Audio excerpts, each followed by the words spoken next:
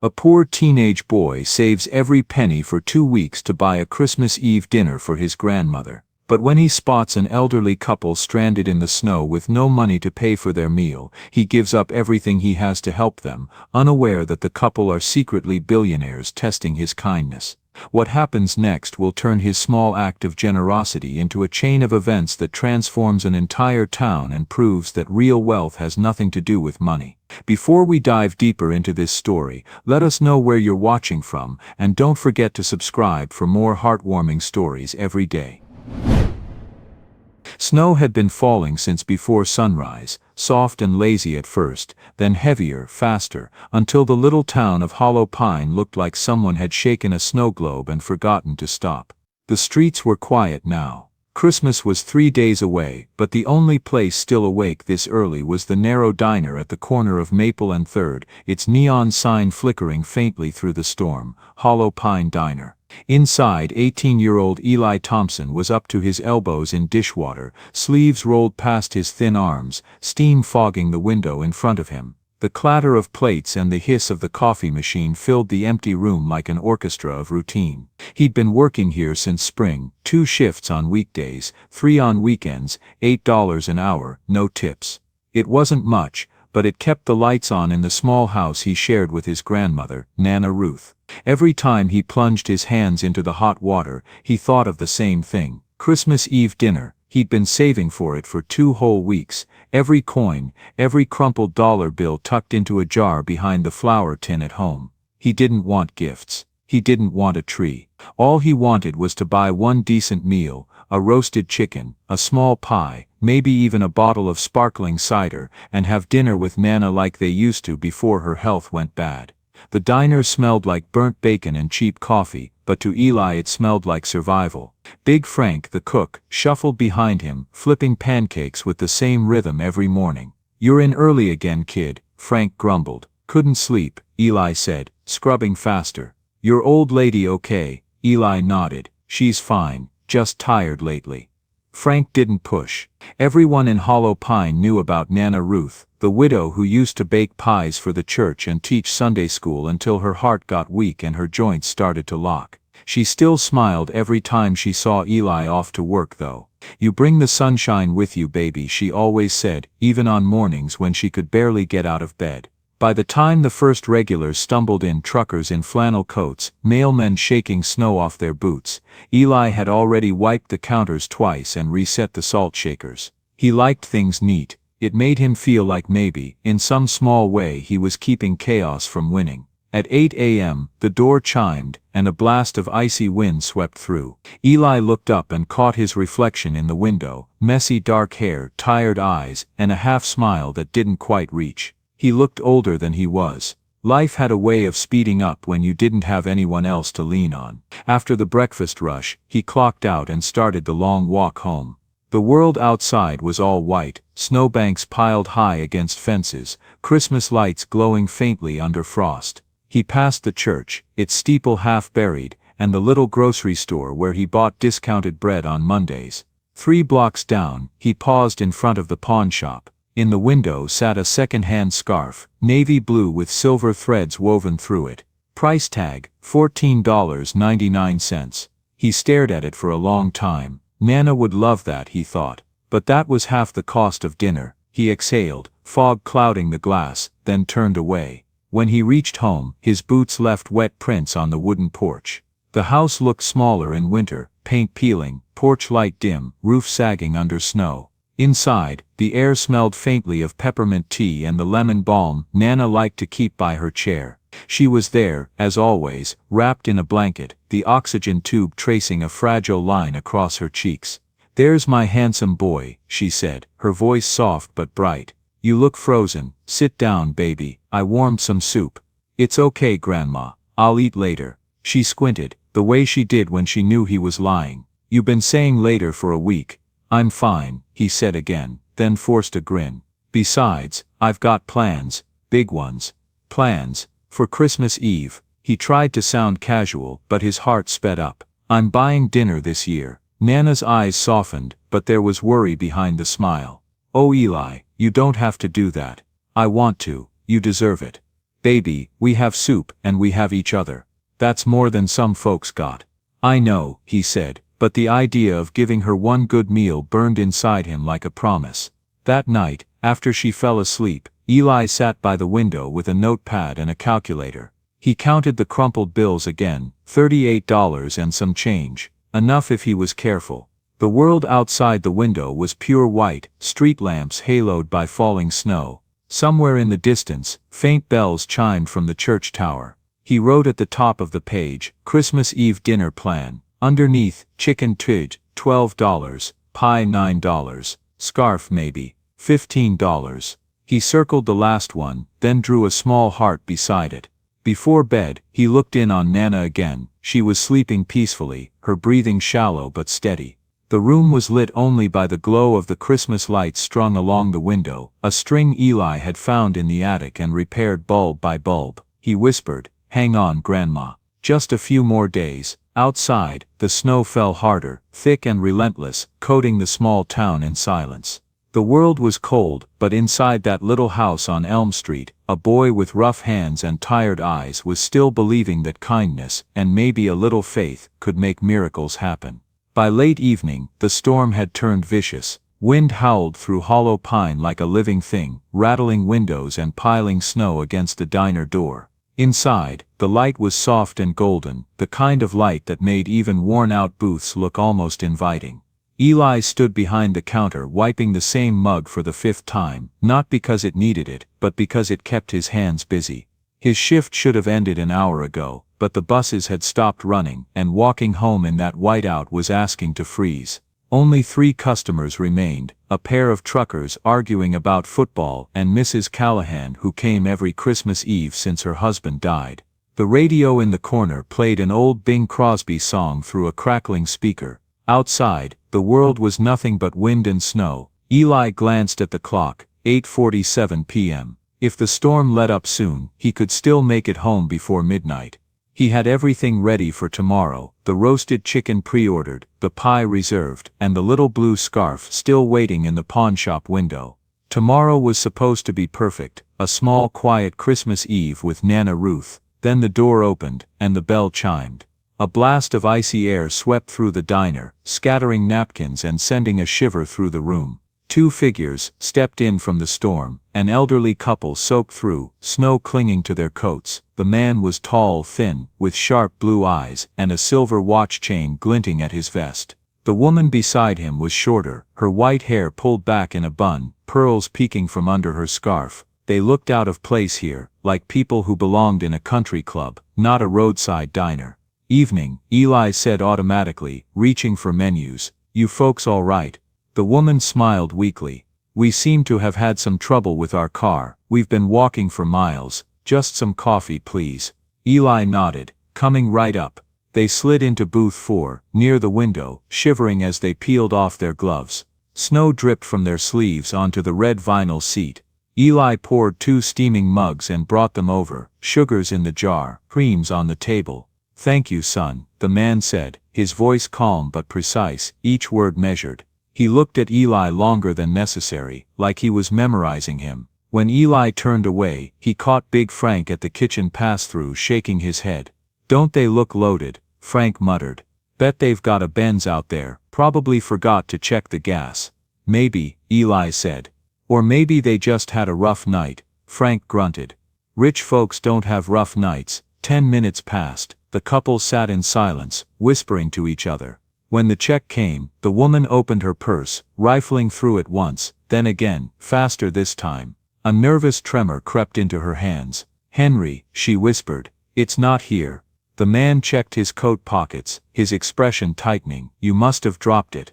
I had it when we left the house." Eli tried not to listen, but the diner was small, their voices carried. The woman's cheeks flushed red as she turned to him. "I'm terribly sorry, dear, but we seem to have misplaced our wallet.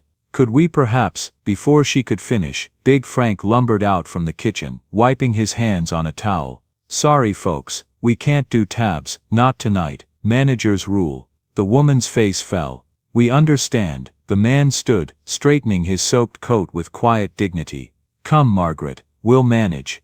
They started toward the door. The wind outside screamed through the crack as Henry pushed it open, and the sound of it, cold and lonely, seemed to echo straight through Eli's chest. He looked down at the plate in his hands, the special meal he'd asked Frank to set aside before closing. The one he was supposed to take home to share with Nana. Roasted chicken, potatoes, pie. He hesitated only a second. Then he called out, "Wait." They stopped. The woman turned, her eyes rimmed red. Eli crossed the diner, tray in hand. "Please, take this." "Oh no dear, we couldn't possibly." "You can," he interrupted gently. "It's Christmas Eve." The man's gaze sharpened. "That's your dinner, isn't it?" Eli forced a smile. "I'll eat when I get home. My grandma's got soup." For a long moment, the old man said nothing. Then he nodded slowly, as if deciding something. "Thank you. What did you say your name was?" "Eli." He extended a hand, steady, strong. "Henry, this is my wife Clara." Clara's grip was soft, trembling. "You've given us more than food tonight, Eli." "It's nothing," he said. "Just a meal." "No," Henry said quietly. "It's character." Eli didn't know what to say to that. He just smiled, stepped back, and motioned toward the booth. "Sit, eat while it's warm." As they sat down again, the storm outside rattled the windows so hard the glass hummed. Frank muttered something under his breath, but Eli didn't hear. He was watching the couple, how they leaned toward each other, how Clara's eyes softened as she took the first bite. From behind the counter, he could see them sharing the pie, small pieces at a time, like they were stretching the moment. When they finally stood to leave, Henry reached into his coat pocket and pulled out a gold pocket watch. For a second he turned it over in his hands, then slipped it back. "I wish I could repay you, son." "You already did," Eli said. "You reminded me what Christmas is supposed to feel like." Clara smiled at that, tears glistening in the corner of her eyes. She slipped a folded napkin onto the table before walking out into the snow. The doorbell jingled once, twice, then silence. Eli didn't notice the napkin until after they were gone. He picked it up absently, planning to toss it, but something written on it caught his eye, in delicate slanted handwriting. "Kindness is currency. You've just made your first investment." He stared at the words for a long time, the storm still raging outside, and felt something he couldn't name, a quiet certainty that tonight wasn't over yet, and that somehow, this small act would matter more than he could possibly imagine. The diner closed just after midnight. The storm hadn't let up. If anything, it had grown meaner, snow slashing sideways across the parking lot, wind howling like it wanted to peel the roof off. Eli stacked the last of the chairs onto tables, wiped down the counter, and glanced again at the napkin sitting by the register. He'd read the words a dozen times already, but they still felt strange. Kindness is currency. You've just made your first investment. It didn't sound like something people actually said. It sounded like a riddle. Or maybe a warning. Frank emerged from the back, grabbing his coat. "Storm's not quitting." "You walking home?" "Yeah." "You're crazy, kid. Streets'll eat you alive tonight." Eli shrugged. "No buses, I'll manage." Frank eyed him a moment, then handed him an extra scarf from the lost and found box. "Don't be a hero." "Merry Christmas, all right." Eli smiled faintly. "Merry Christmas." He stepped outside, and was swallowed by white. The snow was knee-deep in some places, and the wind bit through his jacket like teeth. The main road was deserted, no headlights, no sound except the crunch of his boots. He pulled the scarf tighter and kept walking. Halfway home, near the bend by the old gas station, something flickered in the distance, flashing red and blue lights. He thought it was just the storm playing tricks until he got closer. A car had skidded off the road and slammed into a snowbank. 2 police cruisers and an ambulance sat nearby, their lights painting the blizzard in pulses of color. Paramedics moved briskly, huddled over someone on a stretcher. Eli froze. The car, a silver Mercedes with a shattered grille, looked familiar. He'd seen it just hours ago parked behind the diner. "Hey kid," a paramedic shouted. "Road's closed. You can't be here." Eli nodded, stepping back, but not before he caught sight of something through the open car door, a flash of gold glinting under the seat. The same pocket watch Henry had held earlier. He stood there, heart pounding, as the ambulance doors slammed shut. The siren wailed to life, then disappeared into the white. The other cars followed, leaving the Mercedes half buried in snow. Eli's breath came out in short, ragged bursts. It can't be them, he thought. They just left the diner an hour ago. He tried to shake it off. Maybe it was another car. Another couple, but the words on the napkin kept repeating in his head. Kindness is currency. By the time he reached home, his jeans were soaked and his fingers numb. The little yellow house looked softer under its blanket of snow, like it was trying to keep itself warm. He pushed open the door, and was hit by the smell of peppermint and wood smoke. Nana Ruth was still awake, sitting in her chair with the TV humming softly. The lights from the Christmas tree flickered weakly against the window. "Baby," she said when she saw him. "What on earth took you so long?" "Storm got worse," he said, shaking snow from his hair. "You should have gone to bed. Couldn't sleep." She nodded toward the stove. "I kept your soup warm." Eli sat on the couch, thawing his hands over the space heater. His reflection stared back from the dark TV screen, pale, tired, older somehow. "Grandma," he said quietly, "you ever feel like something's happening, and you don't know what it means yet?" She smiled faintly. "Every day of my life." He told her about the couple, the lost wallet, the meal, the napkin with its strange message. When he mentioned seeing the crash on the road, her expression turned serious. "Silver Mercedes?" she asked. He blinked. "Yeah, how'd you know?" "Because I heard it on the scanner. Said 2 were taken to the hospital. Critical condition." Eli's stomach twisted. "You think it was them?" Nana looked down at her hands, thin and veined like paper. "Maybe, but you did right by them, baby. Sometimes kindness isn't about outcome, it's about obedience to your heart." He didn't answer. The napkin was still in his pocket, damp now, the ink smudged slightly from melted snow. As the hours stretched past midnight, the storm outside began to ease, the wind softened, the snow drifted slower. Eli sat by the window, watching the world turn white again, clean and silent. Across the street, the lights of the church flickered on. Midnight mass. He could just make out the faint echo of the choir through the glass, singing Silent Night. For a brief moment, he felt it, the stillness, the strange weight of it all, as if something was shifting beneath the surface of his ordinary life. He looked down at the napkin one last time before folding it carefully and tucking it into the back of his wallet. He didn't know why, but some part of him whispered that he should keep it. Outside, the town of Hollow Pine slept beneath its blanket of snow. But somewhere out there, in a hospital room, under fluorescent light, 2 names he didn't yet know were being written beside his, on a list that would change everything.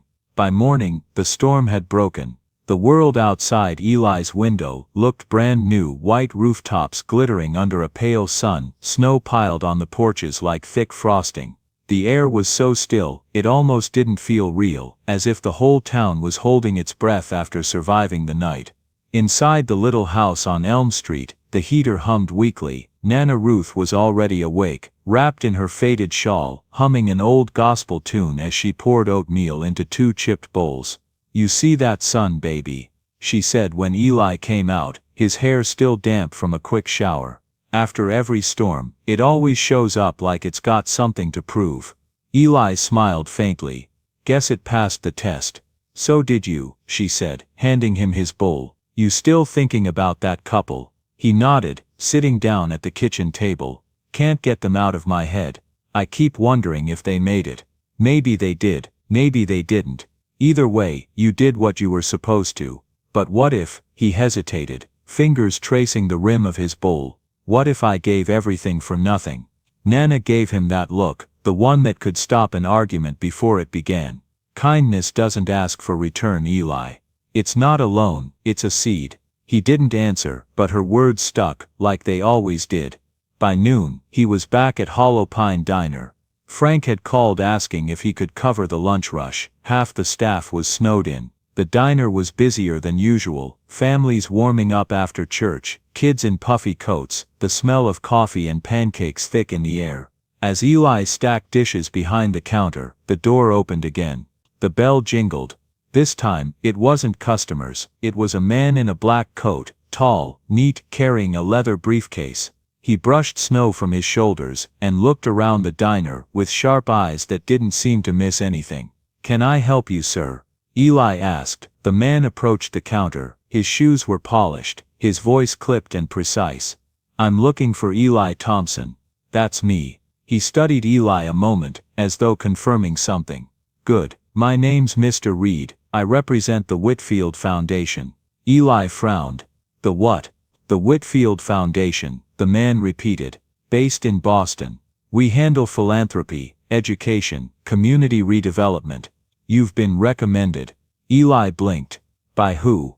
"Mr." Reed opened his briefcase and produced a crisp white envelope, sealed with gold wax bearing the foundation's insignia, a crest with interlocking letters, W and F. He set it gently on the counter. "This is for you."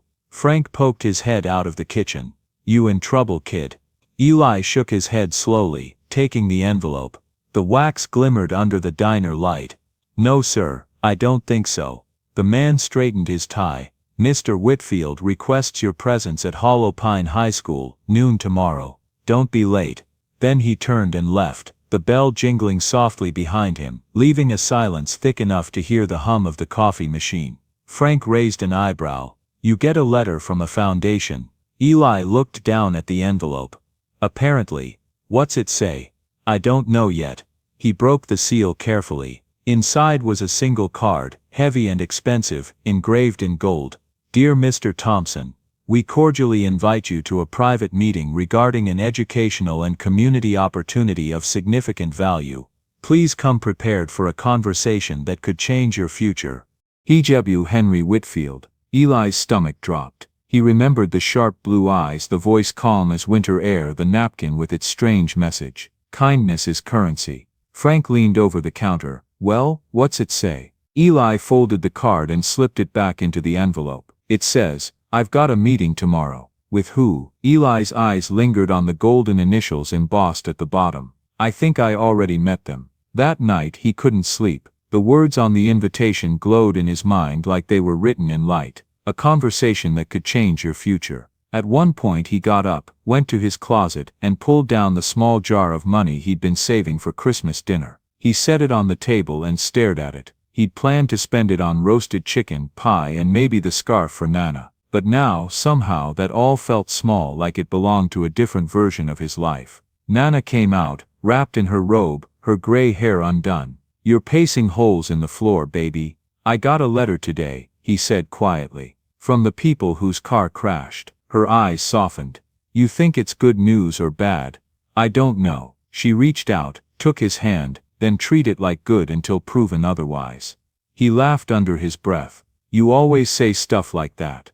"That's because it works." Before heading back to bed, she turned in the doorway. "Whatever this is, Eli, don't let them change who you are. People will test your heart when they can't match your soul." He watched her disappear down the hall, her words hanging in the air like scripture. When he finally sat down, he pulled the napkin from his wallet, smoothing its wrinkles with his thumb. The ink had faded slightly, but the words were still clear. "Kindness is currency. You've just made your first investment." For the first time, Eli wondered if it hadn't been a note of gratitude at all. Maybe it was a promise, or a warning. Outside, the snow began to fall again, soft and slow this time, blanketing Hollow Pine in silence. Tomorrow he would go to the meeting. Tomorrow he'd find out who Henry Whitfield really was, and why a stranger who'd once pretended to be poor was suddenly interested in a dishwasher from Vermont.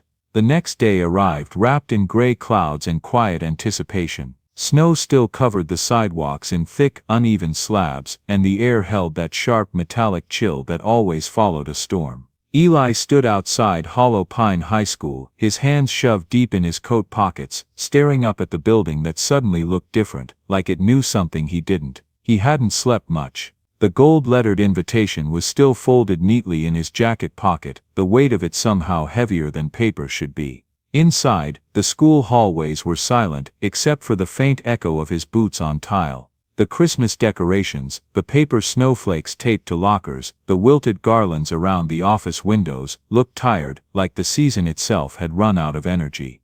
The secretary at the front desk didn't look up when he entered. "Name? Eli Thompson. I was told to meet someone from the Whitfield Foundation." She glanced up then, her expression softening slightly when she saw him. "Ah, they're waiting for you in the auditorium. Down the hall, second door on your left." Eli nodded, thanked her quietly and walked. He pushed open the auditorium door, expecting rows of chairs, maybe a podium, maybe a single person with a clipboard. Instead he froze. There were 5 people seated on the stage, dressed in immaculate suits and dresses, a long table before them draped in deep blue fabric with the same gold insignia he'd seen on the letter. WF. A single chair waited at the center of the stage facing them, a microphone on the table. At the far end sat Mr. Reed, the man who had delivered the letter yesterday. Next to him, a woman with red lipstick and a tablet, beside her an older man with silver hair and a posture that radiated command. "Mr. Thompson," Mr. Reed said, rising slightly. "Thank you for coming. Please have a seat." Eli hesitated before walking to the chair, feeling every eye follow him. As he sat, the woman with the tablet smiled politely. "We appreciate your punctuality. This will be brief. Am I being interviewed for something?" Eli asked. His voice sounded too loud in the empty room. "Yes," Mr. Reed said smoothly. "For an opportunity." Another man at the table leaned forward, his accent clipped and expensive. "Tell us, Eli, why do you work?" He blinked. "Why do I work?" "Yes," the man said. "You're 18. Most teenagers your age would rather be out with friends, not scrubbing dishes in a diner. What drives you?" Eli hesitated. He wasn't sure what kind of answer they wanted. "My grandma. She's sick, and bills don't stop coming because life gets hard." The woman typed something on her tablet. "So it's obligation." "No," Eli said quickly. "It's love." There was a pause, a flicker of something approval maybe across Mr. Reed's face. The older man with silver hair spoke next, his voice calm but weighted. "If you suddenly had enough money to never worry about bills again, what would you do?" Eli exhaled, thinking. "Fix the roof, get Nana her medicine. Then," he hesitated, then smiled faintly, "then maybe do something for this town. It's dying. People act like poverty's contagious, but all we need is someone to believe in us." The man tilted his head. "And you think that someone should be you?" Eli met his gaze squarely. "If no one else will, then yeah, maybe it should." There was a murmur at the table, a few nods, a few scribbles on paper. The red lipstick woman said softly, "That's an ambitious answer, Mr. Thompson." He shrugged. "Guess I've had to think big in small places." They exchanged quick glances, silent signals that Eli couldn't read. Finally Mr. Reed closed his folder. "That will be all, Mr. Thompson. Thank you." He stood confused. "That's it, for now." As he turned to leave, he heard the red lipstick woman whisper something to the silver-haired man. Eli caught only fragments. Profile matches perfectly. Emotional authenticity. Genuine. He paused at the door, but before he could look back, Mr. Reed's voice stopped him. "Mr. Thompson," he said, tone softer now, almost kind. "Whatever happens next, remember, there are no coincidences in this life, only choices." Eli nodded slowly. "I'll remember that." He walked out into the empty hallway, heart hammering. None of it made sense. Who were these people? Why ask about his dreams, his grandmother, his life? As he stepped outside, the wind cut cold across his face, sharper now, carrying a smell of snow and wood smoke. He pulled his coat tighter and started walking home. At the crosswalk, his phone buzzed. Unknown number. He hesitated, then answered. "Mr. Thompson." The voice was calm, precise. It was Mr. Reed. "Yes, there's something you should know. The Whitfields, the couple from the diner, have requested to meet you personally. Tomorrow morning, 10 o'clock. Principal's office." Eli froze mid-step.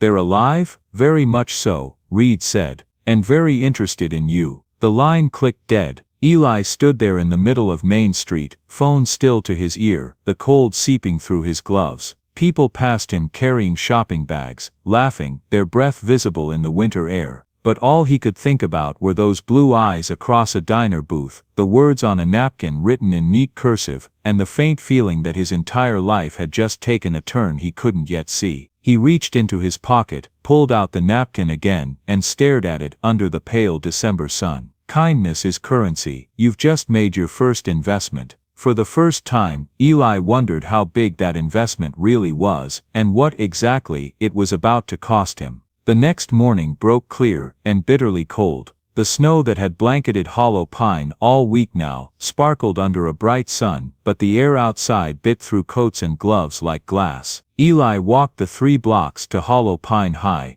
breath clouding in front of him. His nerves wound so tight he could hear his own pulse. He'd hardly slept. The phone call from Mr. Reed replayed in his mind again and again. They're alive, and they want to meet you. The moment he stepped into the front office, the air changed. The secretary, usually cheerful, stood a little straighter. They're waiting for you, Mr. Thompson, she said softly, as if the walls could hear. Through the frosted glass of the principal's office door, Eli could make out 3 silhouettes: Principal Hughes, sitting stiffly behind his desk, and across from him, 2 figures that sent a shock through his chest even before he saw their faces. When he stepped inside, time seemed to slow. There they were, Henry and Clara Whitfield, no longer the soaked, trembling couple from the storm, no longer desperate travelers. Today they looked like people from another world. Henry wore a tailored charcoal suit, his silver hair perfectly combed, his watch gleaming under the morning light. Clara was dressed in a pale blue coat with pearl buttons, a diamond pin catching on her collar. Both of them turned toward him at once, and though their faces softened, their presence filled the room like a quiet command. Principal Hughes stood quickly. "Ah, Eli, please, have a seat." His tone was oddly formal, almost reverent. Eli sat, his chair creaking slightly. "You're the Whitfields," he said slowly, still trying to process it. "You were at the diner." Henry smiled faintly. "We were." Clara folded her hands. "You gave away your dinner to 2 strangers that night." "We haven't forgotten." Eli blinked, unsure how to respond. "I just thought you needed it more." "That," Henry said, leaning forward, "is precisely why you're sitting here." Principal Hughes cleared his throat. "The Whitfields are remarkable people, Eli. They run one of the largest philanthropic foundations in the country." Eli turned to them. "So the accident was real enough," Henry said. "Our car skidded off the road, but we weren't seriously hurt.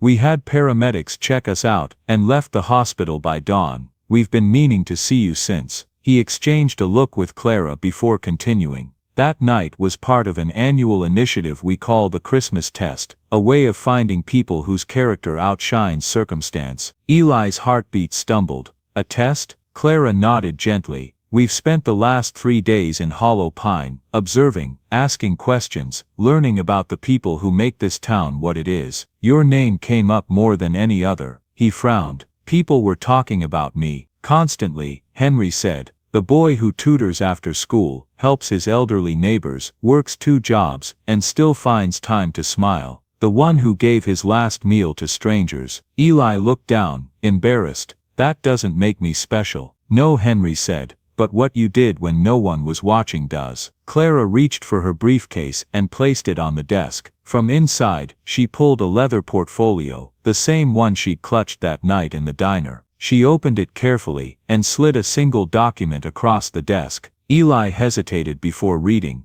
"The Whitfield Foundation, Community Leadership Fellowship." Below that, in smaller letters, "Recipient, Eli Thompson." He looked up. "I don't understand." Henry clasped his hands. "It's an opportunity. Full scholarship to any university you choose. Tuition, housing, expenses, all covered by the foundation. In addition, we'd like to train you under our program. You'd learn community development, non-profit management, and return here as a leader when the time is right." Eli's mouth went dry. "That's impossible." Clara smiled softly. "So was finding someone like you." For a moment silence filled the office, thick, heavy, electric. Then Henry said something that made the floor drop from under him. "We're also planning a major redevelopment project here in Hollow Pine, $20 million to transform this town. We want you to be part of it." Principal Hughes exhaled like he'd been holding it in for minutes. "It's a life-changing offer, Eli." But Eli's thoughts were already spinning. "Why me?" Henry didn't blink. "Because transformation has to come from within. Outsiders can fund change, but only locals can lead it, and you've already shown you'd give everything you have for the good of someone else." Eli stared down at the paper, the gold crest shining under the light. The offer didn't feel real. It felt like a story someone might tell about another person, a better version of him. Then his voice broke through the hum of disbelief. "What's the catch?" Henry's smile flickered. "Catch? People don't hand out $1 million scholarships and projects to dishwashers for no reason." Principal Hughes shifted uncomfortably. Clara looked down. Henry studied Eli for a long moment before answering. The only condition, Henry said slowly, is that you commit fully. The fellowship requires relocation to Boston for 1 year. Intensive training, you'd be compensated of course, but it would mean leaving Hollow Pine, leaving your grandmother. Eli's chest tightened. Leave Nana. Clara's voice was gentle, she'd be cared for. The foundation would cover her medical expenses, send a nurse if needed. But you can't serve two masters, Eli. You must choose the greater mission.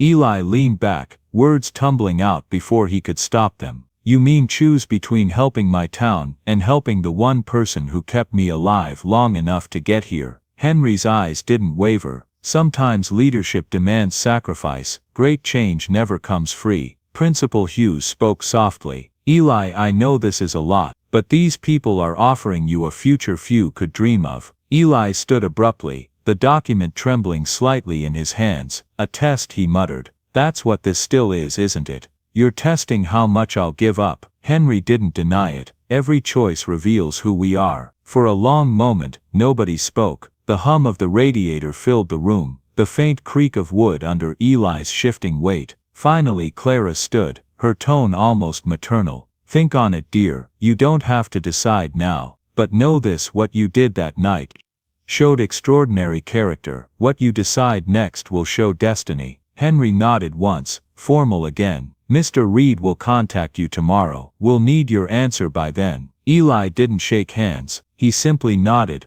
turned, and walked out into the hall. The air outside the office felt thinner, colder. Students hurried past him, laughing, carrying gifts and cards for the last day before break. Their world was still ordinary. His had just fractured in two. He made it halfway down the block before realizing his hands were still clenched around the letter. Above him, church bells began to ring, echoing across the frozen town, a sound that once meant hope, but now felt like a countdown. He stopped under the bare maple trees, snow crunching beneath his boots, and whispered to himself, half in awe, half in fear. They don't want my gratitude, they want my soul. By the time Eli got home, the sun had dipped low behind the trees, turning the snow outside a soft bruised gold. The little house on Elm Street glowed from the single lamp by the window. It looked peaceful, like the world hadn't just split open. Inside, the air smelled like rosemary and tea. Nana Ruth was in her chair, her knitting half done, the oxygen tube curling around her shoulders like lace. She looked up the moment he stepped through the door. Baby, she said, her voice warm and thin. You look like you've seen a ghost. Eli didn't answer right away. He hung up his coat, still clutching the folder the Whitfields had given him. The leather felt heavy, expensive, wrong. I had another meeting, he said finally. With who? He hesitated. The couple from the diner. They weren't who they said they were. Nana's hands stilled on her lap. What do you mean? They're billionaires, Grandma. Philanthropists, the kind that build hospitals and put their names on wings of museums. Her eyebrows lifted slightly. And what do they want with you? Eli sank onto the couch, the folder on his knees. They offered me a scholarship. Full ride college, housing, all of it. But that's not the crazy part. He swallowed hard. They're planning to rebuild this town. $20 million, and they want me to help lead it. For a heartbeat, silence. Then Nana smiled gently, proud but cautious. That sounds like a blessing, baby. Yeah, he said. Except it comes with conditions. Her eyes narrowed. There's always conditions. They want me to move to Boston. 1 year of training. They said they'd take care of you, send a nurse, but I wouldn't be here. He rubbed his face. I don't know what to do. Nana leaned back, the old recliner creaking beneath her. And what do you want to do? I want both, he said quickly. I want to help this town, and take care of you. I want to make something of myself, but not if it means leaving you behind. He looked up, eyes glinting. It's like they're asking me to prove I deserve what they're offering, by walking away from everything that made me who I am. Nana's voice softened, but there was steel in it. Then maybe the question isn't what they're offering, Eli. Maybe it's what they're testing. He shook his head, pacing. They said every choice reveals who we are. But what kind of people put others in a position like that? What kind of kindness comes with a price tag? Nana's gaze followed him carefully. People who think money makes them wise. But money don't measure the heart, baby. He stopped at the window, staring out at the snow drifting down through the streetlight. For a moment he saw his reflection, his tired eyes, the boy who'd worked double shifts and saved for 2 weeks just to buy a meal that he gave away. And now the same people he'd fed were asking him to trade his soul for a seat at their table. "I think I made a mistake," he said quietly. "You made a choice," Nana corrected. "A good one. You fed the hungry. You didn't do it for a reward. But now the reward's real. Maybe that's the real test," she said, "seeing if you still remember why you did it in the first place." He turned toward her, eyes stinging. "You always make it sound simple." "It is simple," she said. "Doing the right thing usually is. It's just never easy." He laughed once, dry. "You sound like you already know what I should do." "I'm not you, Eli." Her voice cracked softly. "If leaving me means saving this town, then maybe that's what you're meant to do." "No," he said too quickly. "Don't say that." She smiled, a small aching smile. "Baby, I've lived my life. You're still building yours. Don't waste it waiting for my time to run out." He stared at her, unable to speak. The words hit too close to the bone. Finally she reached over, took his hand in hers, frail but warm. "You remember that napkin you showed me? The one that said kindness is currency?" He nodded. She patted his hand once, gently. "Don't spend it all in one place." He didn't understand right away, but he nodded anyway. Later that night, after she'd gone to bed, Eli sat at the kitchen table, under the dim yellow light, the portfolio open in front of him. He stared at the documents again, his name printed in elegant type, numbers he could barely comprehend. The words Leadership Fellowship and Redevelopment Initiative. His phone buzzed. A message from Mr. Reed. "The Whitfields await your answer tomorrow, 10 a.m. sharp." He typed out half a reply. "I can't do it," then erased it. He thought of Nana's hands trembling when she held her teacup, of the leaky roof, of the townspeople who believed nothing would ever change here. And then he thought of Henry's words, "Sometimes leadership demands sacrifice." At 2 a.m., he made his choice. He closed the folder, tucked the napkin inside its cover, and packed his single suitcase, the one he used when he'd sleep over at the diner for double shifts. Before leaving his room, he wrote a note and placed it on Nana's nightstand. "Grandma, I'll be back soon. I promise, this time I'm going to make it count." The next morning, when she woke and found the note, she didn't cry. She only looked toward the window, where the snow was falling again, and whispered a prayer. "Lord," she said softly, "watch over my boy. He's walking into a world that knows how to buy kindness but not how to keep it." Outside, a bus rumbled past the sleeping town, its lights cutting through the dawn. Eli sat by the window, coat collar high, the folder clutched tight against his chest. Behind him, Hollow Pine shrank into a blur of snow and memory. Ahead lay Boston, the Whitfields, and a test far greater than any he'd ever imagined. Boston looked nothing like Hollow Pine. It smelled different, salt in the air from the harbor, coffee from every corner cafe, and something metallic, like ambition itself. The buildings were taller, sharper, reflecting the winter sun in sheets of glass and steel, and everywhere Eli turned, people moved with purpose, phones in hand, eyes ahead, like they were late to something important. The Whitfield Foundation occupied the top floors of a tower downtown, all polished marble, and silent elevators. The kind of place where your footsteps sounded too loud, and every reflection reminded you you didn't belong.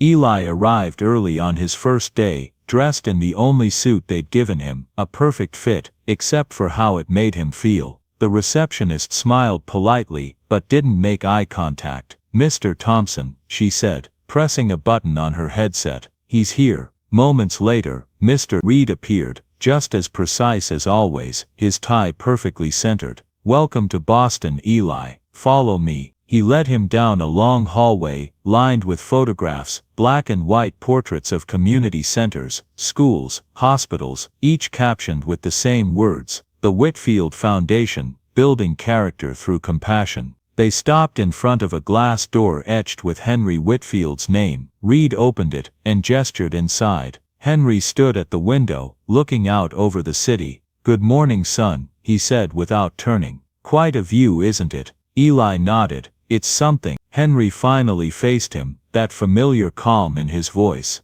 This city is a living organism. Money is its blood, power its oxygen. But what keeps it alive, what truly makes it breathe, is trust. That's what we're going to teach you. Trust? Eli asked. Henry smiled faintly. Between what people say they believe, and what they're willing to pay for. He motioned for Eli to sit, then handed him a sleek binder labeled Community Partnership Division. You'll shadow me for the next 6 months. Learn how projects begin, how funding moves, how influence builds. You'll meet city officials, donors, the people who make things happen. And after that, Eli asked, you'll go home, Henry said simply. You'll lead the Hollow Pine Initiative. But first you need to understand the machinery that makes generosity work. The phrase lingered in Eli's mind all day, the machinery that makes generosity work.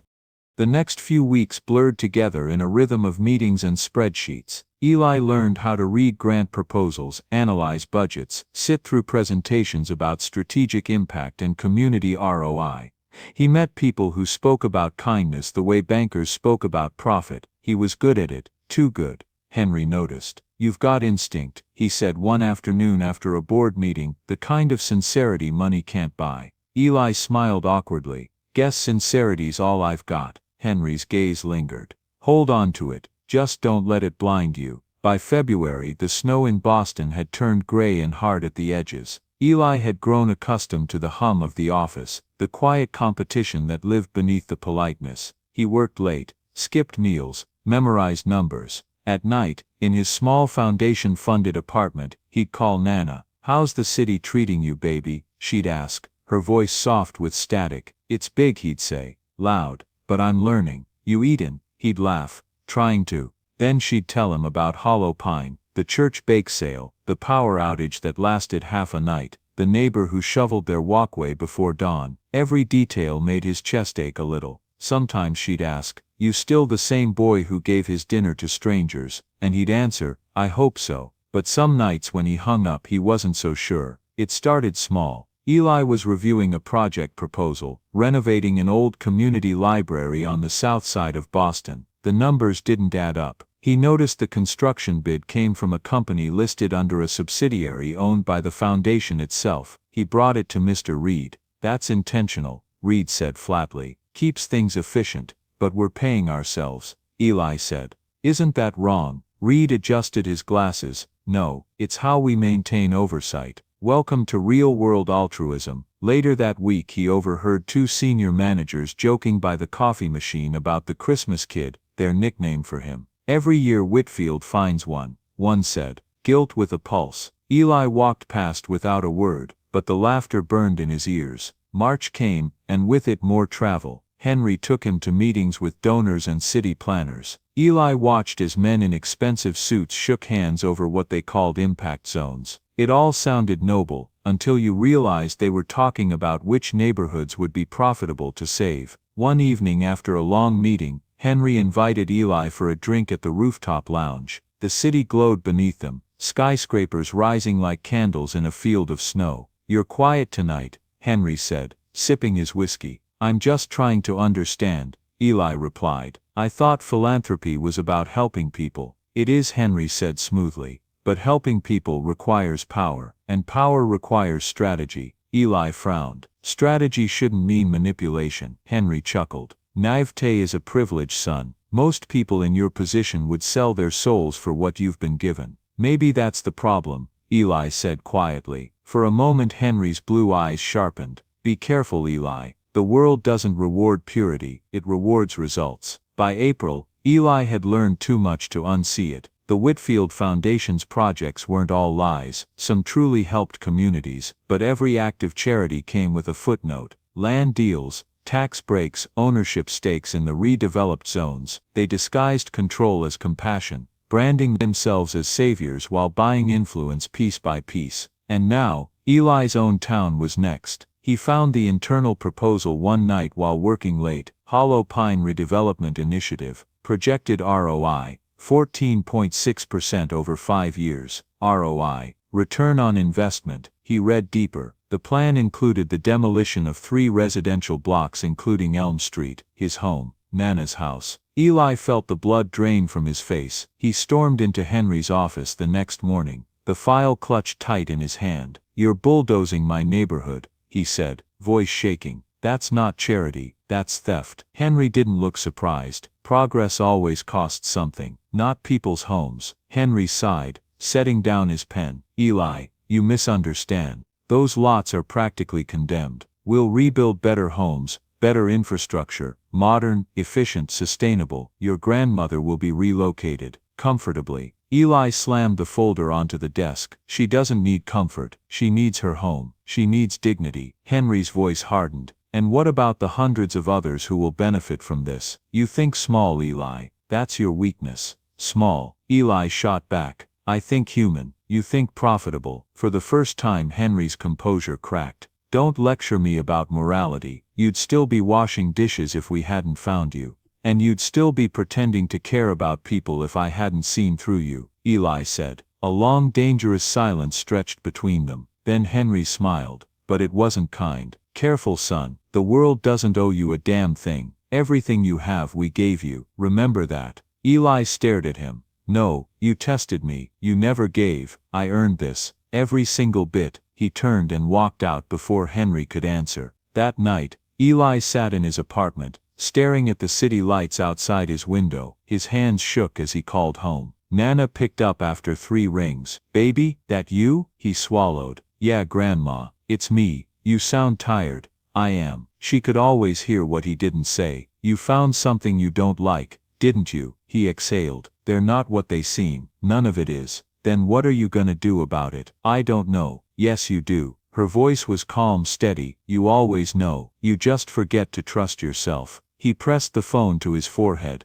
eyes burning. "If I speak out I lose everything. The scholarship, the future, the Center for Hollow Pine. And if you stay quiet," she asked softly. He didn't answer. He didn't need to. "Baby," she said finally, "sometimes God gives you a platform not to stand higher, but to be heard farther. Don't waste your voice whispering." 2 days later, Eli didn't show up to work. Instead he went to the Foundation's press conference, a sleek ballroom filled with reporters and cameras. The Whitfields stood at the podium, smiling graciously, the blue and gold logo shining behind them. Henry was midway through his speech about empowering the underprivileged through opportunity when Eli stepped into the aisle. At first nobody noticed, then he moved closer, his voice loud, clear, trembling but unbroken. "You call it empowerment," he said, "but you're building wealth on people's homes. You're not saving communities, you're replacing them." Gasps rippled through the crowd. Cameras turned. Henry froze at the podium, his smile cracking like glass. "Mr. Thompson," he said sharply, "this isn't the time." "It's exactly the time," Eli said. "You tested my kindness once. Now I'm testing yours." Security began moving, but Clara raised a hand, her eyes kind, sad, met Eli's across the room. She whispered something to Henry, then looked back at Eli and nodded, almost imperceptibly, as if saying "go on." Eli turned to the reporters. "The Whitfield Foundation talks about compassion, but every act of charity they make comes with a profit margin. They call it investment. I call it betrayal." He pulled a folded sheet of paper from his coat pocket, the internal report he'd copied before resigning. "This is the Hollow Pine Initiative, my home, my grandmother's home. They plan to level it, call it progress. I call it theft." For a heartbeat, silence. Then the room erupted, questions shouted, flashes blinding. Henry's voice rose over it, commanding, furious, but Eli was already walking out the back door into the cold. Outside, snow began to fall again, soft, steady, endless. He took a deep breath, tasting the air. For the first time in months, it felt like home. That night, Eli sat by the river, watching the city lights shimmer across the water. His phone buzzed with dozens of missed calls, Mr. Reed, reporters, even Clara. He ignored them all. Then one final text came through, from Nana Ruth. "I saw you on the news. Proud doesn't begin to cover it. Come home, baby. It's time." He smiled through tears he didn't try to hide. In the distance church bells rang over the city, slow and solemn, like a benediction. He stood, buttoned his coat, and whispered into the wind, "I'm coming home." When Eli stepped off the bus in Hollow Pine 2 days before Christmas, The world seemed quieter, like even the wind was holding its breath. Snow blanketed the roofs and trees, smoothing every rough edge the town used to wear so proudly. The lampposts were wrapped in garlands, the church bells ringing faintly in the distance. He hadn't realized how much he'd missed that sound. The air smelled like pine and chimney smoke. Familiar, real. He walked the last stretch toward Elm Street, with his duffel slung over his shoulder, the Foundation's sleek city coat traded for his old denim jacket. His boots crunched on the frozen ground. When he saw his grandmother's house, still standing, yellow paint faded but stubbornly bright, he stopped.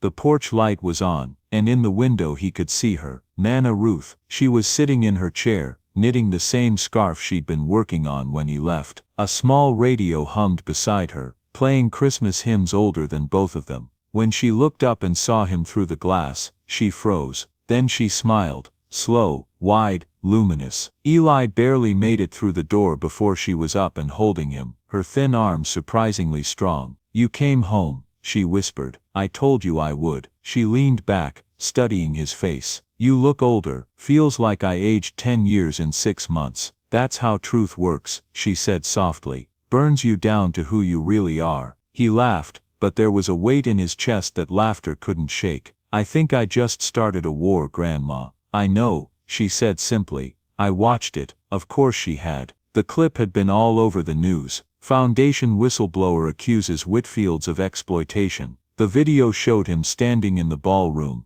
voice steady, eyes bright. In some corners of the internet, he was already being called the Christmas kid. But not all the headlines were kind. Some called him ungrateful. Some said he'd thrown away the opportunity of a lifetime. He hadn't expected any of it. Now sitting at the kitchen table, drinking tea that tasted like home, he tried to explain it all. They were going to bulldoze this town, Grandma. Replace people's homes with development centers they could control. The same foundation that talked about community was planning to erase one. Nana listened quietly, her needles moving rhythmically. "And now they're denying everything, saying I misunderstood, that I'm just a kid. They tried to help." He looked down at his hands. "Maybe I did ruin my future." She set the knitting down. "You didn't ruin anything. You revealed something. That's always harder, but it's always better." Outside, the wind howled against the windows. The old house creaked like it was listening. The next morning, Hollow Pine woke to news vans and flashing lights. Word had spread.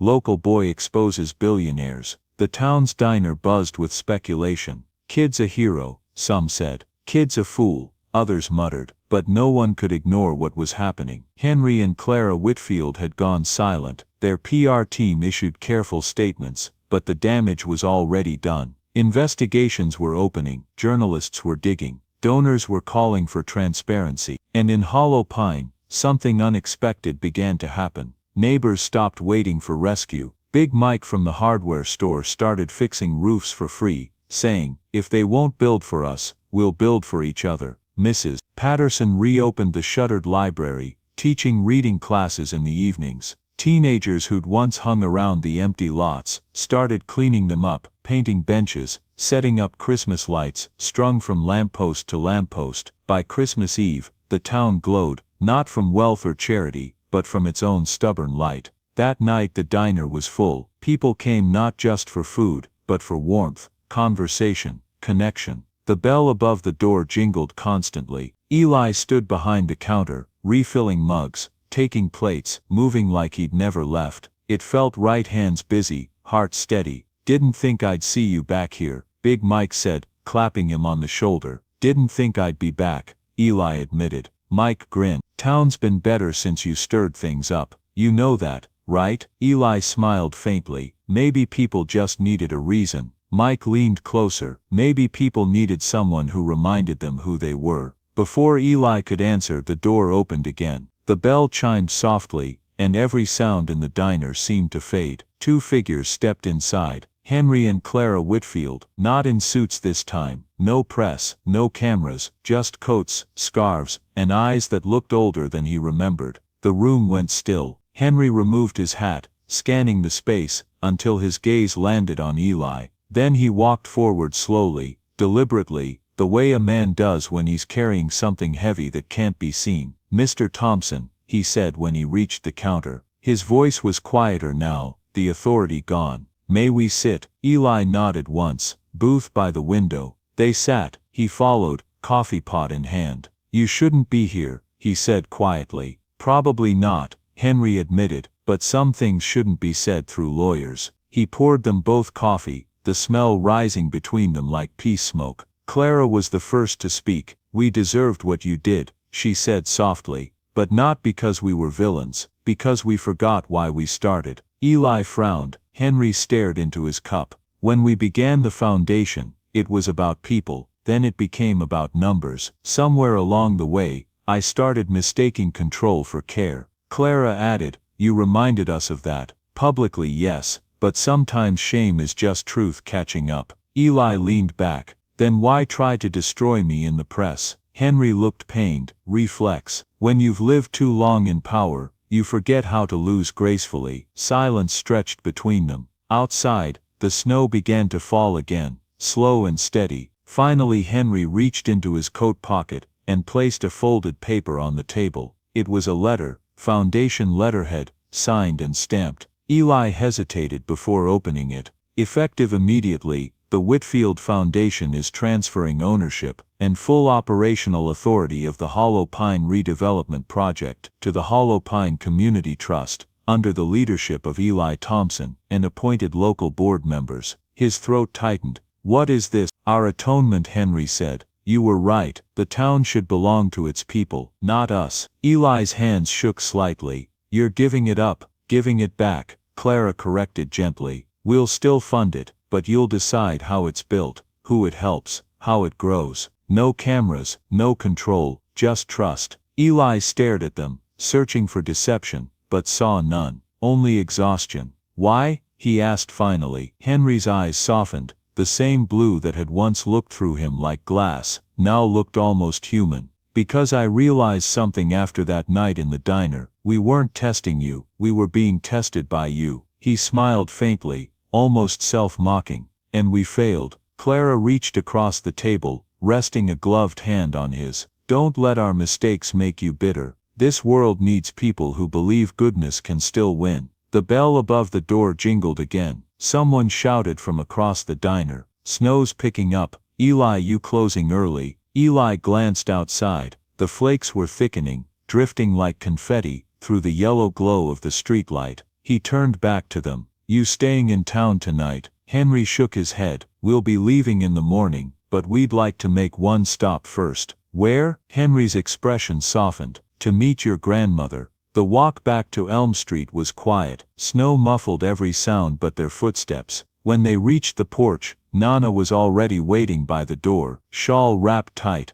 eyes bright as candlelight. So, she said when Henry approached, you're the ones who tried to buy my grandson's soul. Henry froze, then bowed his head slightly. Guilty, ma'am. She studied him a long moment before smiling faintly. At least you know it. Clara stepped forward, her voice gentle. He has your strength. No, Nana said, glancing toward Eli. He's stronger. He remembered who he was when the world told him to forget. They sat in the small living room, the wood stove crackling softly, the tree in the corner decorated with mismatched ornaments from decades past. Henry looked around quietly. You've done a lot with little. We always have, Nana said, because little's enough when people share. Henry nodded, then looked at Eli.